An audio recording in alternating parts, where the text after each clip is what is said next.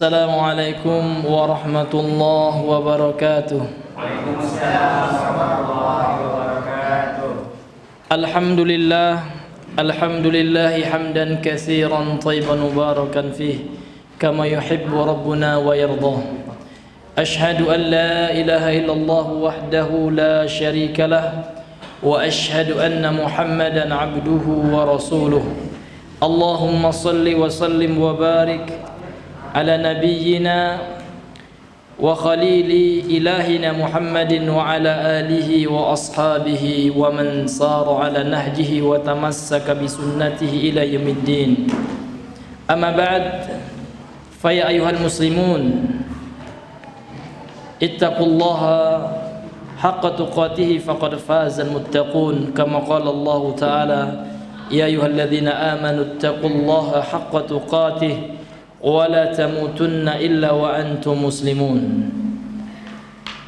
Kaum muslimin sidang jemaah maghrib rahimani wa rahimakumullah. Alhamdulillah, segala puji hanya milik Allah subhanahu wa ta'ala. Marilah kita kembali memuji Allah atas segala nikmat, karunia serta hidayah yang Allah subhanahu wa ta'ala berikan kepada kita, sehingga alhamdulillah kita masih bisa melangkahkan kaki kita, melambaikan tangan, masuk ke dalam masjid ini melaksanakan salat, duduk di majelis ilmu yang mana keutamaannya sangat luar biasa di sisi Allah. Sampai-sampai Rasul sallallahu alaihi wasallam mengatakan orang-orang yang mempelajari ilmu ini ganjarannya ke ajril hajj, seperti orang yang menunaikan ibadah haji. Taman hajjatuhu, sempurna ibadah hajinya. Dan ini semua bapak-bapak yang dirahmati oleh Allah subhanahu wa ta'ala adalah hidayah dari Allah. Ini tidak ternilai bapak-bapak. Dan hidayah inilah yang menjadi cita-cita orang-orang yang telah mendahului kita. Ibadah amal soleh inilah yang menjadi tujuan, renungan, impian impian orang-orang yang telah wafat. Allah subhanahu wa ta'ala sebutkan sebagaimana firman Allah dalam surah Al-Mu'minun ayat yang ke-99 sampai 100. Apa kata Allah subhanahu wa ta'ala? Hatta iza jaa ahaduhumul maut qala rabbirji'un, sehingga apabila datang kepada salah seorang di antara mereka al-maut, sebutkan oleh para ulama ketika sakaratul maut, ketika datang kematian, dekat lagi ajalnya. Qala rabbirji'un, maka dia mengatakan, ya Tuhanku, rabbirji'un, kembalikan aku ya Allah, la'alli a'malu salihan fima taraktu, semoga sehingga aku bisa beramal soleh, amalan-amalan soleh yang pernah aku tinggalkan dahulu, sehingga aku bisa kembali sholat, bisa bermajelis ilmu. Ini adalah angan-angan, cita-cita, impian orang-orang yang telah meninggal. Namun Allah katakan kepada mereka, kala, enggak bisa. Engkau telah meninggal, enggak ada lagi, enggak ada cerita. Innaha kalimatun huwa qailuha, itu omong kosong saja, itu hanya perkataan kamu saja. Wa min waraihim barzakhun ila yaumi yub'atsun. Kemudian di belakang mereka ada dinding, ada barzakh. Itulah alam barzakh yang memisahkan dari alam dunia. Mereka tidak akan bisa kembali, Pak. Cuma tinggallah harapan yang tidak akan pernah bisa diwujudkan. Maka sebelum itu datang, Pak, jangan sampai kita masuk golongan itu, sehingga kita memohon kepada Allah namun Allah tidak memperdulikan kita. Di dunia inilah kita gunakan kesempatan. Ini hidayah Allah, Pak. Ini taufik yang Allah berikan kepada hamba yang Allah inginkan kebaikan pada dirinya. May yuridillahu bihi khairan yufaqihu fid din. Siapa saja yang Allah inginkan kebaikan pada dirinya, maka Allah akan buat dia mau untuk memahami, mempelajari serta mengamalkan ilmu agama. Kemudian tidak hanya sampai di situ. Harapan orang-orang yang sudah meninggal, mereka juga bercita-cita, berkeinginan untuk kembali ke dunia ketika hendak masuk ke dalam neraka. Sebagaimana Allah subhanahu wa ta'ala firmankan dalam surah Al-An'am ayat 27, falau tara iz wuqifu 'alan nari, dan jikalau engkau melihat wahai Muhammad, iz wuqifu 'alan nari, ketika mereka berada di tabir neraka, ketika mereka hendak Allah masukkan ke dalam neraka, faqalu ya laitana, faqalu, dan mereka mengatakan, wahai sekiranya, kalulah seandainya, ya laitana nuraddu, kalau seandainya kami dikembalikan ke dunia, wala nukadziba bi ayati rabbina, kami tidak akan mendustakan ayat-ayat Tuhan kami, wa nakuna minal mu'minin, tentulah kami akan menjadi bagian dari orang-orang yang beriman, kami akan beriman, kami enggak kafir gitu. Akan tetapi itu sia-sia, penyesalan sudah tidak berarti lagi di sisi Allah Subhanahu wa taala. Bahkan sampai perkara yang remeh saja hadirin, mau bersedekah saja. Orang-orang berdosa kelak, orang-orang pelit ya, ketika di dunia ini nggak mau bersedekah ya, mereka sangat menyesal dan pingin sekali bersedekah gitu. Bapak buka surah Al-Munafiqun ayat yang terakhir, ayat 10 sampai 11. Kata Allah Subhanahu wa taala, wa anfiqu mimma razaqnakum min qabli ayyatiya ahadakumul maut fayaqula rabbi akhartani ila ajalin qarib fa asaddaqu wa akum minas salihin.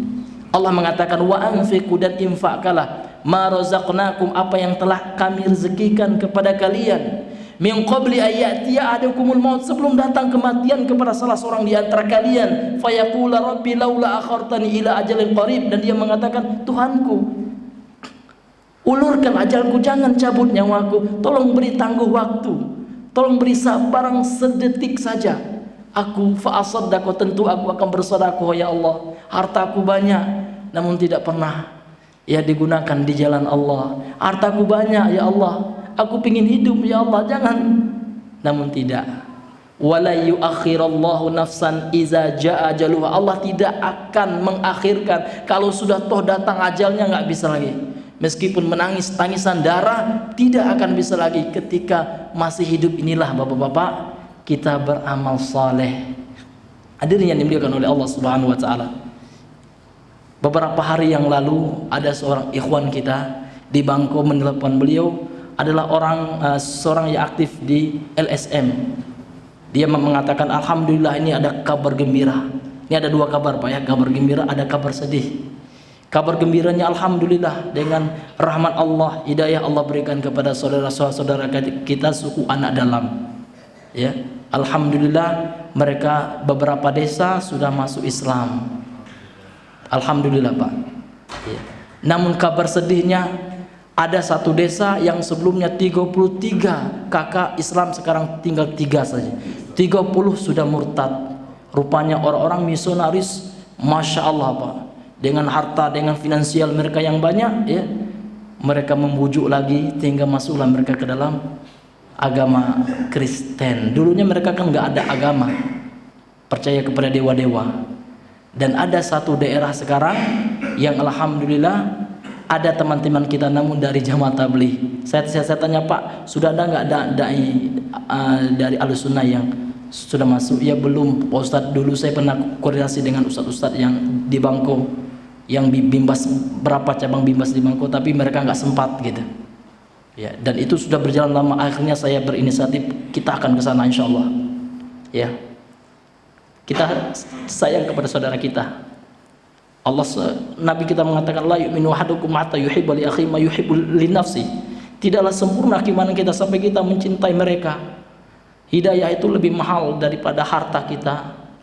Dan alhamdulillah ya, ada kemudahan dari Allah Subhanahu wa taala, meskipun teman-teman ya enggak ada buka open donasi, tapi ada aja Pak ya bantuan dari Allah Subhanahu wa taala itu. Dari 33 kakak Pak, ya tinggal 3 kakak lagi yang muslim gitu. Luar biasa Pak. Dan ini sudah kami rencanakan sebelumnya, karena dari Bang Ijal ya, beliau ada dapat informasi, katanya ada teman beliau orang Sarulangun. Bahkan di pedesaan Sarulangun itu ada desa yang dulunya muslim Pak, sekarang sudah banyak gereja, sudah banyak yang murtad keluar dari Islam. Nauzubillahi min zalim. Maka tugas kita, inilah hadirin yang dimuliakan oleh Allah Subhanahu wa taala, kalau seandainya kita punya harta Pak, ya kita kokohkan keimanan mereka. Dahulu di zaman Rasulullah, seorang Arab Badui ya, mereka meminta kepada Rasulullah 1 ekor kambing. Rasulullah mengatakan, tidak satu untukmu adalah 1 lembah kambing ini. Akhirnya dengan itu asbab hidayahnya. Dia mengatakan orang Arab Badui ini sesungguhnya ada seorang nabi ya, yang tidak takut kemiskinan. Ini semua untuk kita. Akhirnya dengan asbab itu mereka masuk Islam. Maka hadirin yang dimuliakan oleh Allah Subhanahu wa taala, ya, salah satu amal soleh yang kita lakukan adalah membantu saudara kita, bersedekah ya. Karena kelak ya orang-orang akan menyesal, Pak. Kenapa aku di dunia enggak bersedekah dulu? Minta diulurkan ya. Minta diulurkan ajalnya, namun ternyata sudah terlambat. Hadirin yang dimuliakan oleh Allah.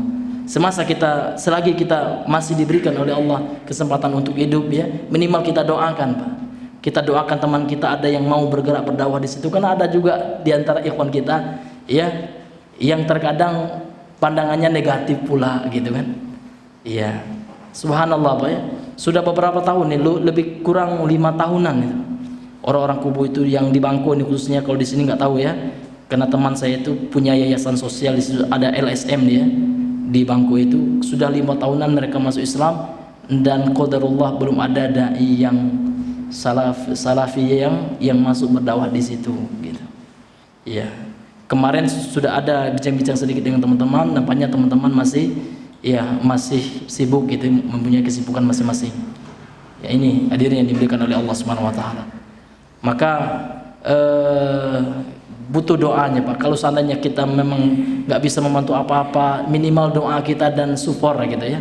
Support kepada teman-teman kita yang ada suatu semangat, Pak ya, untuk bergerak di jalan Allah ini. Ya, untuk berdakwah ini. Ini hadirin yang dimuliakan oleh Allah. Mereka itu luar biasa, orang-orang saudara kita yang suku anak dalam itu, Pak. Untuk belajar umum saja, guru umum masuk ke situ cuma sekali sepekan. Jangankan baca Al-Qur'an, Pak. Baca tulis saja banyak nggak pandai gitu. Maka ini sangat dibutuhkan sekali ya.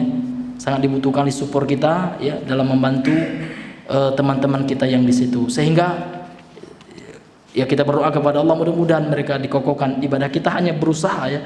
Yang memberi hidayah adalah Allah. Kita hanya berusaha gitu. Berusaha untuk kebaikan, seperti itu hadirin yang dimuliakan oleh Allah Subhanahu wa taala. Dan juga teman-teman juga membuka, kalau seandainya ada di antara istri-istri kita punya jilbab mungkin nggak kepakai gitu ya. Banyak saudara-saudara kita yang di sana yang nggak punya jilbab dia. Bahkan ada yang 20 kakak yang mau masuk Islam, Pak. Tapi dia kata kalau kami masuk Islam, Pak Ustadz, dia bilang sama teman saya itu, kan nggak boleh makan babi di Islam, nggak boleh makan ular gitu. Kami nggak ada pekerjaan, kata mereka, ya kan? Karena pekerjaan mereka kan berburu tuh ya, yang bagian di dalam hutan itu ya. Maka di sini butuhlah ya, kalau seandainya kita punya harta, Pak, kita bantu mereka, ya kita tarbiyah gitu ya, kita beri edukasi bagaimana mengubah kebiasaan mereka yang tadinya berburu kepada mungkin kita berikan edukasi pertanian atau peternakan gitu ya. Ini hadirin yang diberikan oleh Allah SWT. Ada 20 lebih kurang kakak yang mau masuk Islam, namun karena faktor ini ya, faktor mereka khawatir kalau masuk Islam kan nggak boleh makan babi lagi, boleh makan ular katanya. Ini ya. Jadi kalau ada teman-teman yang mau ikut ke situ, ya punya kelapangan waktu, misalkan kelapangan harta, nggak apa-apa, Pak. Kita sama-sama lihat ke situ bagaimana kondisi orang-orang yang telah mengucapkan asyhadu alla ilaha illallah wa asyhadu anna muhammadar rasulullah. Mereka adalah saudara kita. Butuh sekali kepedulian kita kaum muslimin ya. Yang punya harta dengan harta, yang punya ilmu sedikit, saya punya ilmu sedikit sekali, Pak ya, dikit sekali, namun saya ingin berbagi sama mereka, karena mereka nggak paham sama sekali tentang agama. Jangan masalah tauhid ya, masalah sunnah, baca Al-Quran saja nggak bisa gitu, karena buta sekali, Pak. Bahkan masalah ilmu dunia saja, baca tulis saja nggak paham. Ya, ini hadirin yang dimuliakan oleh Allah Subhanahu Wa Taala. Nah, mungkin ini sebagai pembukaan saja ya, muqaddimah dari pembelajaran kita pada malam hari ini ya. Karena alhamdulillah setelah ini ya kami dengan teman-teman akan berangkat ke lokasi, insyaallah. Mohon doanya kepada jemaah sekalian, mudah-mudahan apa yang kami lakukan diberikan keikhlasan oleh Allah Subhanahu wa taala dan mendapatkan keberkahan sehingga bisa bermanfaat ya, walaupun sedikit manfaat ya kepada teman-teman kita yang mualaf di sana ya. Amin amin ya rabbal alamin. Baiklah Bapak yang dirahmati oleh Allah Subhanahu wa taala, kita kembali melanjutkan pembahasan kita. Yang mana pada pembahasan yang lalu kita sudah masuk kepada keutamaan tauhid ya. Babu fadli tauhid wa ma yukaffiru minaz zunubi ya. Bab tentang keutamaan tauhid Yang mana keutamaan tauhid itu adalah mengampuni, menghapus dosa-dosa yang telah dilakukan oleh orang yang melakukan dosa namun dia bertauhid, ya, dia tidak berbuat syirik kepada Allah Subhanahu wa taala. Yang mana penulis berdalilkan dengan firman Allah dalam surah Al-An'am ayat 82. Allazina amanu wa lam yalbisu imanahum bizulmin ulaika lahumul amnu wa hum muhtadun, yaitu orang-orang yang beriman dan tidak mencampur adukan keimanan mereka dengan kezaliman. Zalim di sini telah kita bahas adalah kesyirikan. Ulaika lahumul amnu, mereka lah orang-orang yang mendapatkan keamanan, wa hum muhtadun, dan mereka mendapatkan hidayah, petunjuk dari Allah Subhanahu wa taala. Orang-orang yang beriman ini sudah kita jelaskan kemarin, yaitu orang-orang yang jujur keimanannya dalam hati mereka dan mengucapkannya dengan lisan-lisan mereka serta mengamalkannya dengan anggota tubuh mereka. Wa ra'su dzalika tauhid, ya. Dan inti dari keimanan itu adalah mentauhidkan, mengesahkan Allah Subhanahu wa taala. Qala asy-syarihu hafizahullahu taala alladzina amanu, orang-orang yang beriman, ya, walam yalbisu imanahum. Yalbisu imanahum itu artinya mereka tidak mencampur adukan. Jadi yalbisu mencampur adukan imanahum, keimanan mereka. Apa yang dimaksud dengan yalbisu imanahum? Yakhlituna tauhidahum, yaitu mencampur adukan tauhid mereka dengan kesyirikan, gitu. Ini betulnya Pak, kita ilmu tauhid, ya. Sehingga seseorang yang sudah mengucapkan asyhadu an la ilaha illallah wa asyhadu anna muhammadan rasulullah, betul-betul dia hanya mentauhidkan Allah, mengesahkan Allah, sehingga tidak ternodai oleh keyakinan-keyakinan khurafat yang mana itu semua berbau kesyirikan. Ini butuhnya ilmu untuk menyempurnakan tauhid yang kita ucapkan. Karena saudara-saudara kita yang di situ sudah mengucapkan alhamdulillah, namun terkadang belum paham, masih terpengaruh oleh budaya lama. Karena orang-orang suku anak dalam itu Pak sangat rentan dengan mistis, kepercayaan kepada banyak dewa-dewa, apalagi perdukunan luar biasa. Maka itulah kita ingin membenahi itu Pak. Kita paham sekarang apa itu perdukunan. Sudah kita tahu kita hukumnya, mereka nggak paham, awam nol gitu. Maka butuh di sini dai yang menjelaskan tauhid kepada mereka. Inilah hadirin, belum ada Pak, saya sangat kaget dan sedih waktu itu. Belum ada Pak yang dari bangku, belum ada Pak Ustadz, ya. Kami ini kan bukan Ustadz, kami hanya bisa memberikan bantuan. Mereka itu enggak, ya mereka butuh juga bantuan, ya, tapi mereka sangat membutuhkan silaman rohani, pembahasan-pembahasan tentang tauhid gitu, ya. Tentang masalah ibadah-ibadah harian, bagaimana sholat, kadang-kadang nggak paham gitu.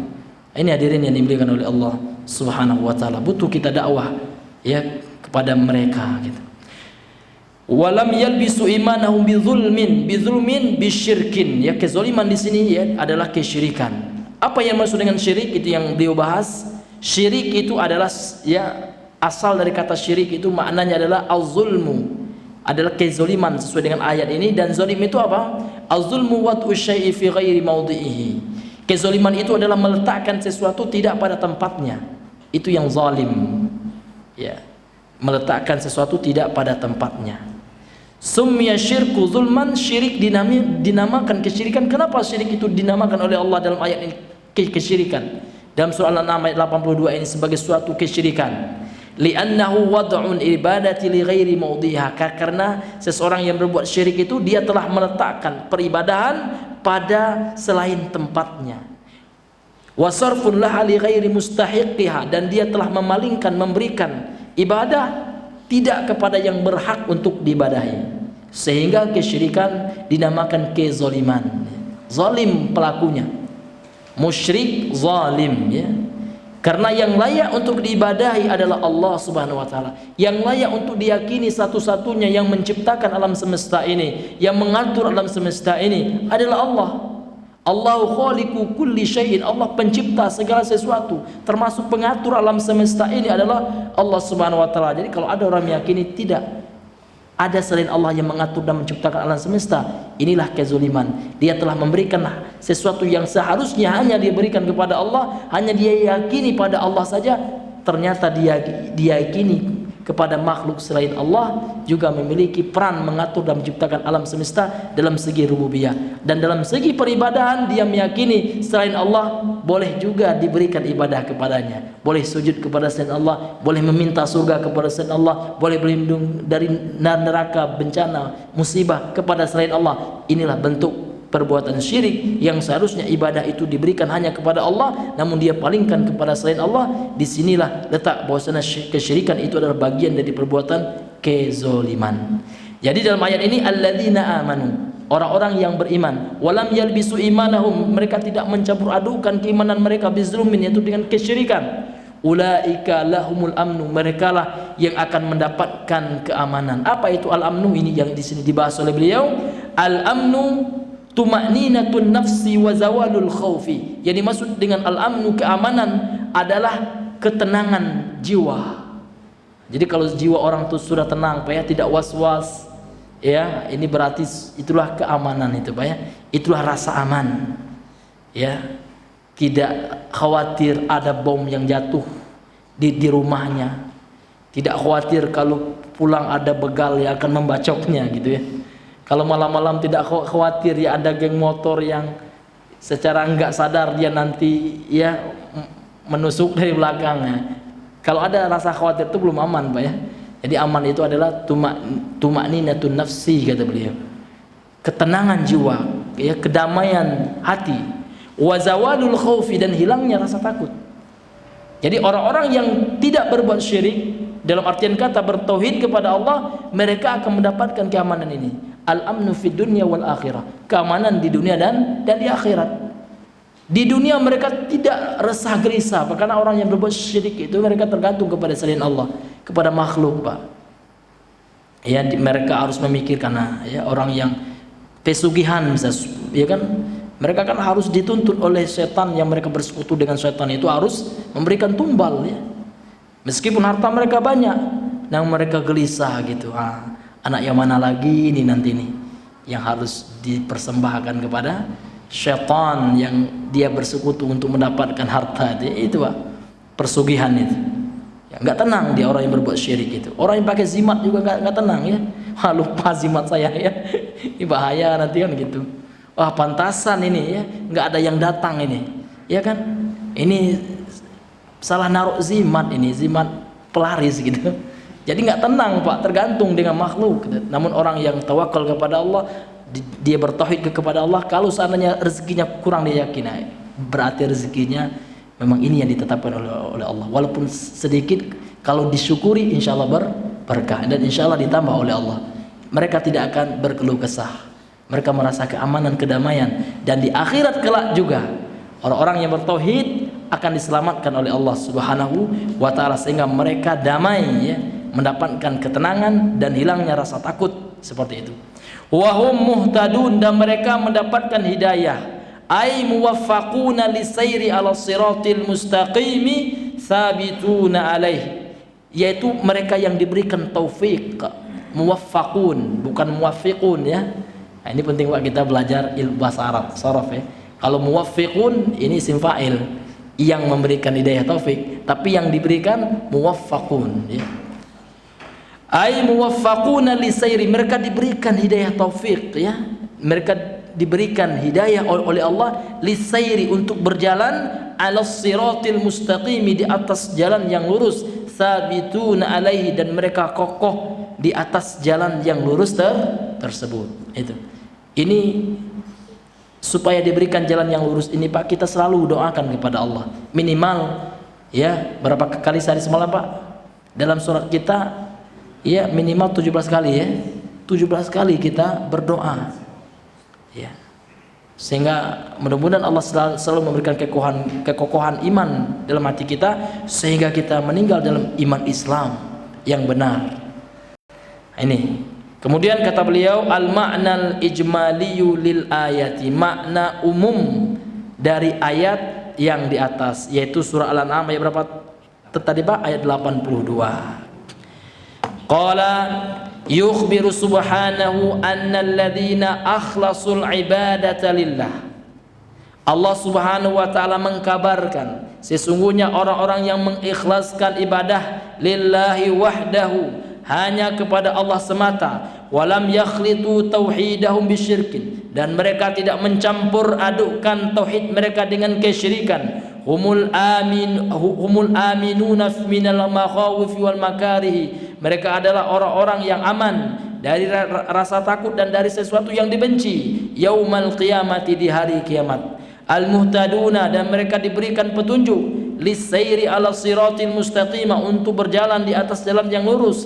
Fid dunya, di dunia ini. Maka inilah hadirin yang diberikan oleh Allah Subhanahu wa taala, bagaimana keutamaan tauhid. Ini keutamaan tauhidnya, Pak. Keutamaan orang-orang yang tidak mencampur adukkan tauhid mereka dengan kesyirikan, ya. Kemudian beliau mengatakan di sini munasabatul ayati lil bab, ya. Korelasi atau kesesuaian ayat di atas terhadap bab, yaitu babnya tentang apa? Tadi Bang, babnya bab tentang keutamaan tauhid. Jadi apa kaitan ayat di atas, yaitu ayat Al-An'am ayat 82 itu dengan bab tentang keutamaan tauhid? Ini yang akan beliau jelaskan.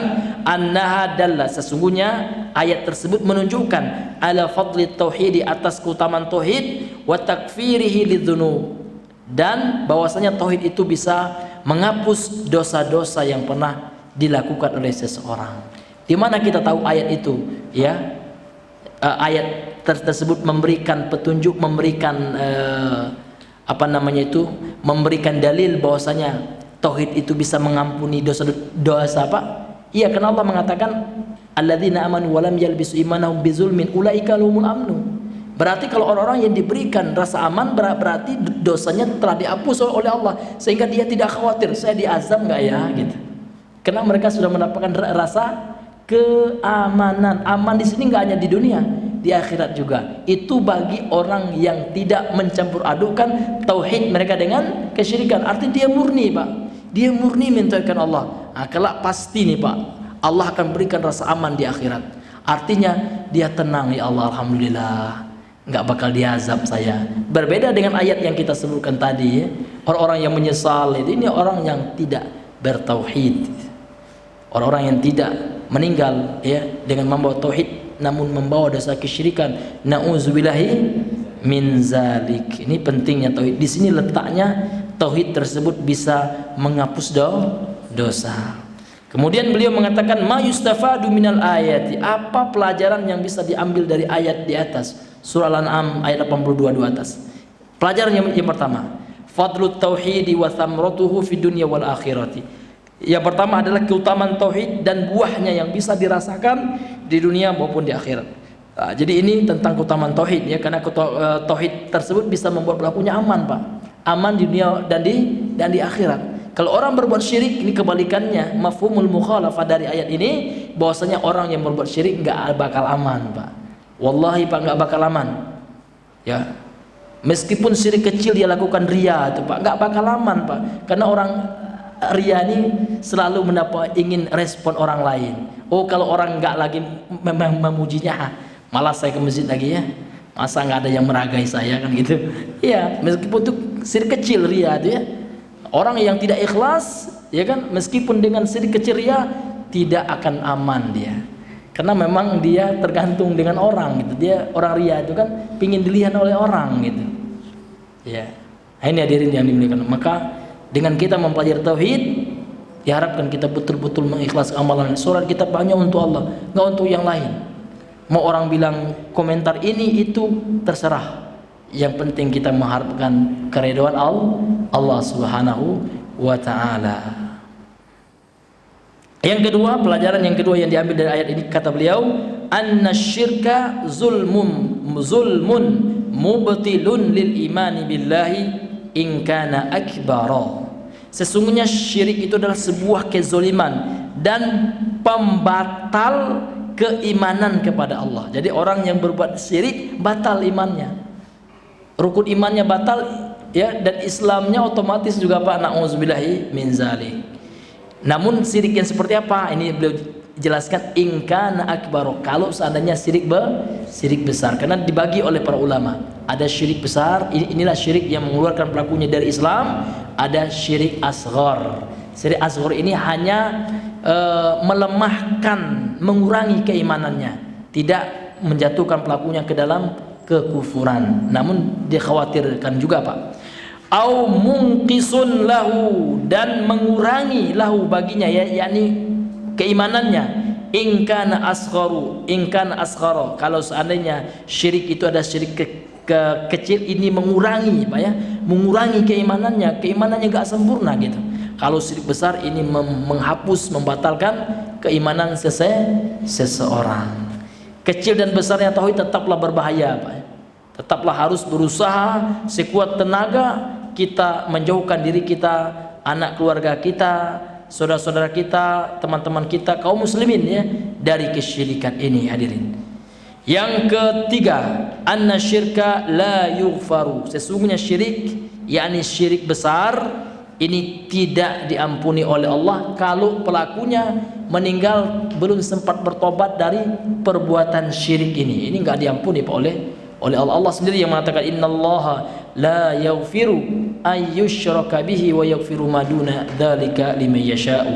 Sesungguhnya Allah Subhanahu wa taala tidaklah mengampuni dosa orang yang membawa dosa syirik, dia enggak bertobat gitu, lantas dia meninggal gitu. Wa yaghfiru ma duna dzalika, Allah mengampuni dosa yang selain itu, yang di bawah itu gitu. Yang selain syirik liman yasha, bagi siapa yang dikehendaki oleh Allah.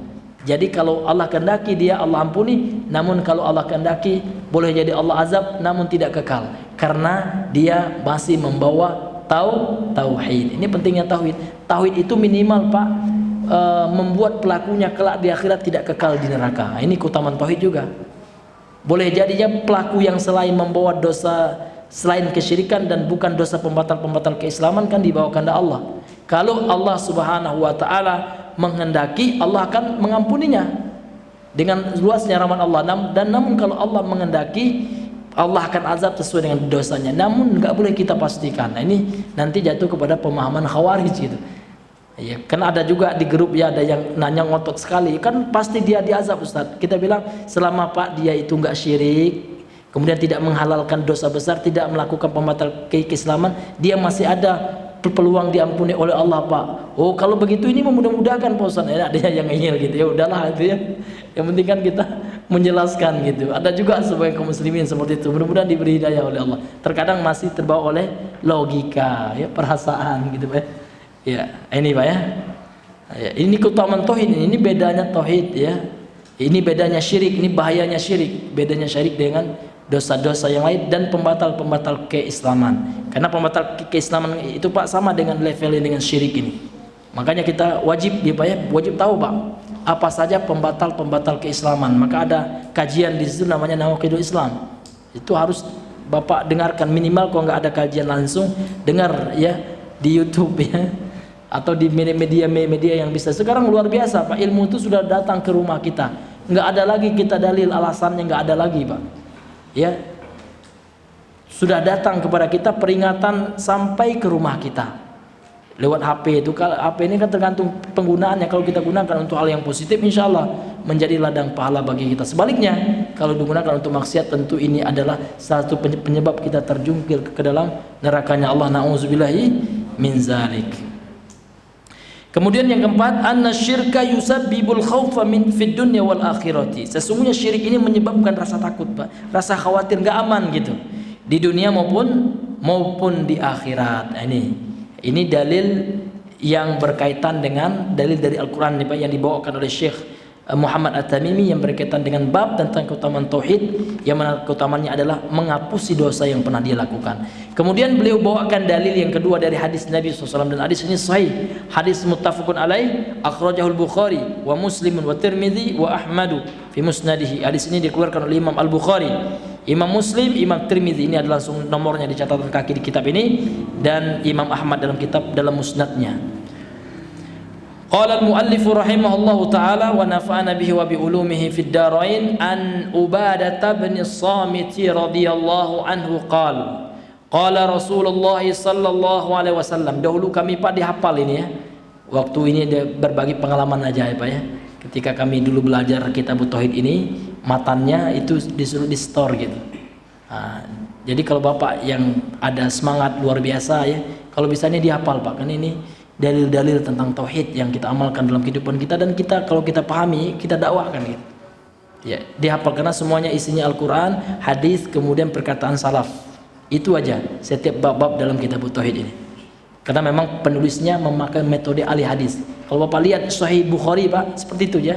Sahih Bukhari itu bab ya, ada misalnya babul iman ya, bab tentang apa, kitabul iman ya, kitab dulu. Kemudian dalam kitabul iman itu ada beberapa bab, dan setiap bab itu adalah fikihnya Imam Al-Bukhari ya. Kemudian di bawah itu beliau bawakan Al-Qur'an, kemudian hadis-hadis Nabi, kemudian beliau bawakan juga ya pendapat para ulama salaf gitu.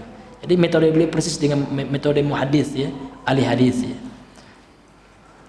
Qala Rasulullah sallallahu alaihi wasallam, man syahida an la ilaha illallah wahdahu la syarikalah wa anna Muhammadan abduhu wa rasuluhu wa anna Isa abdullah wa rasuluhu wa kalimatu alqaha ila Maryam wa ruhum minhu wal jannata haqqun wan nar haqqun adkhalahu Allahul jannata ala ma kana minal amal, akhrajahu. Hadis ini dikeluarkan oleh dua imam muttafaqun alaihi, Imam Bukhari dan Muslim. Dari sahabat Ubadah bin As-Samit ya, dari sahabat Ubadah bin As-Samit, semoga Allah meridhoinya, dia telah berkata, telah bersabda Rasulullah sallallahu alaihi wasallam, man syahida, barang siapa yang bersaksi, alla ilaha illallah, sesungguhnya tidak ada ilah, sesembahan, Tuhan yang layak disembah secara benar kecuali Allah, wahdahu, Allah semata, la syarikalahu, tidak ada syarik, sekutu bagi Allah, baginya yakni bagi Allah, wa anna Muhammadan abduhu wa rasuluh, dan dia bersaksi bahwasanya Nabi Muhammad adalah hamba dan utusannya Allah, wa anna Isa, dan dia juga bersaksi bahwasanya Nabi Isa adalah hamba Allah. Ini beda kita dengan orang ya Nasrani. Kalau orang Nasrani dia bersaksi bahwasanya Isa anak Allah gitu. Na'udzubillahi min zalik. Iya. Wa anna Isa abdullah, dan dia bersaksi bahwasanya Isa adalah hamba Allah, wa rasuluhu, dan utusan Allah, wa kalimatuhu, dan dia dicipta dengan kalimat Allah, yaitu dengan kata kun ya, fayakun. Ya, sebagaimana Allah telah menciptakan Adam, demikian juga Allah menciptakan Isa. Inna mathala Isa kamathali Adam gitu. Sesungguhnya perumpamaan penciptaan Isa itu seperti perumpamaan penciptaan Nabi Adam. Cukup Allah mengucapkan dengan kalimat Allah dengan kun gitu. Wa kalimatuhu, dan kalimatnya Allah dengan ucapan kun ya, alqaha, yang diberikan ila Maryam, kepada Maryam bin Imran bintu Imran ya, wa ruhum minhu, dan Nabi Isa adalah ruh dari ciptaan Allah. Lihat Pak, terkadang hadis ini dipelintir oleh orang Nasrani ya. Nah, ini kan roh Allah, ini roh kudus, maksud bukan. Roh Allah di sini adalah roh ciptaan Allah gitu. Karena setiap penyandaran kepada Allah itu maknanya adalah idafatul makhluk ilal khaliq, penyandaran makhluk kepada ciptaan. Seperti Baitullah, rumah disandarkan kepada Allah. Apa kita katakan rumah ini adalah bagian dari zat Allah? Kan nggak mungkin. Maksudnya Baitullah rumah ciptaan Allah, Allah ciptakan dia gitu. Naqatullah ya, dalam surah Asy-Syam ya. Ya, onta betina ciptaan Allah. Bukannya Allah berubah jadi onta betina, kan enggak. Karena orang Kristen mengatakan ruhum minhu, ini roh Allah ini, dan Nabi Isa bagian dari zat Allah. Nauzubillah. Ya kan, yang trinitas ini semua adalah kekufuran. Yang dimaksud dengan ruhum minhu, ruh dari ciptaan Allah. Allah yang menciptakan ruh tersebut dengan kekuasaan Allah Subhanahu wa taala. Wal jannata haqqun, dan dia bersaksi bahwasanya surga itu adalah benar. Wan naru haqqun, dan dia bersaksi bahwasanya neraka itu benar. Kalau ini dia yakini ya, adkhalahu Allahul jannah, Allah akan masukkan dia ke dalam surga ala ma kana minal amal ya, di atas amalan apapun yang telah dia lakukan, diampuni oleh Allah kelak, kecuali syirik ya, dengan pembatal-pembatal keislaman. Alamakana minal amal ini ada dua. Nah, nanti Pak tafsirannya di kalangan para ulama nanti akan dijelaskan oleh Syekh Shalih Al-Fauzan. Kemudian Syekh Shalih Al-Fauzan pensyarah kitab ini memulai dengan menjelaskan sedikit biografi selintas lah gitu Pak ya, sekilas ya. Biografi sekilas dari perawi hadis ini, yaitu sahabat Ubadah bin As-Samit. Siapa dia ya? Ubadah bin As-Samit Huwa Ubadah bin Samit ibni Qais al-Ansari. Dia adalah Ubadah bin As-Samit, ayahnya As-Samit namanya. Nama beliau Ubadah. Jadi kalau bapak punya anak besok nggak apa-apa ya, buat nama anaknya Ubadah, kasih nama Ubadah, bagus nama sahabatnya. Huwa Ubadah bin As-Samiti. Dia adalah Ubadah bin As-Samit ibni Qais. Bin Qais ini kakeknya. Al-Ansari, nisbat kepada Ansar karena beliau adalah sahabat Ansar, orang Madinah, orang Yathrib. Al-Khazrajiyu, dan beliau dari suku Khazraj karena ada suku Aus dengan Khazraj yang terkenal di Madinah. Ahadun nuqabai, salah satu nuqaba ini artinya syarif, ashraf, ashraful Madinah, orang yang mulia, salah satu orang yang mulia, orang yang pandai ya di kota Madinah. Sahabat Ubadah bin Samit ini ya, orang yang terkenal ya, orang yang mulia gitu ya. Badriyun, kemudian beliau adalah salah seorang yang ikut ya dalam perang Badar. Ini luar biasa Pak.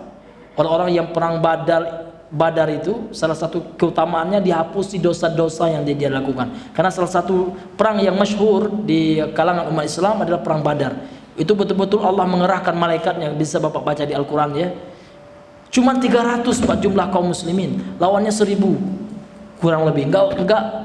Tidak berbanding gitu Pak ya. Ya, sedikit tentara kaum muslimin, namun dengan pertolongan Allah Subhanahu wa taala, dengan yang sedikit ini bisa mengalahkan kelompok yang besar. Dan termasuk di antara mujahid atau yang berjihad di perang Badar ini adalah sahabat Ubadah bin As-Samit ini radhiyallahu anhu. Masyhurun, dia adalah seorang ya, orang yang ikut perang Badar dan masyhur gitu, terkenal beliau. Tufiya sanat arba'in wa thalathina hijratan, kemudian beliau meninggal pada tahun ya 34 Hijriah. Walahu isnani wa sab'ina sanatan, kemudian beliau berumur 72 tahun. Jadi cukup panjang usia beliau, lebih panjang daripada usia Rasulullah. Rasulullah berapa usianya Bang? Bapak? 63 tahun. Nah, ini ya, kalau usia yang panjang ini Pak, kita gunakan untuk beribadah luar biasa. Ya. Ya. Namun kalau bertambah usia seseorang, bertambah pula maksiatnya, itu yang membinasakan itu Pak. Nauzubillahi min zalik. Kita berdoa kepada Allah semoga kita diberikan kemudahan untuk beribadah Pak. Mudah untuk sholat, mudah untuk taat ya, mudah untuk kebaikan, dan supaya kita dijaga untuk tidak bermaksiat gitu. Karena maksiat hari ini luar biasa Pak. Mau pergi keluar ke pasar saja sudah terbuka pintu-pintu maksiat, pintu-pintu dosa, setan-setan yang mengajak kita. Setan itu nggak ada dari jin Pak. Yang paling parah itu setan dari manusia, itu lebih parahnya Pak. Nauzubillahi min zalik. Gimana Pak? Masuk waktu ya, karena sudah masuk waktu.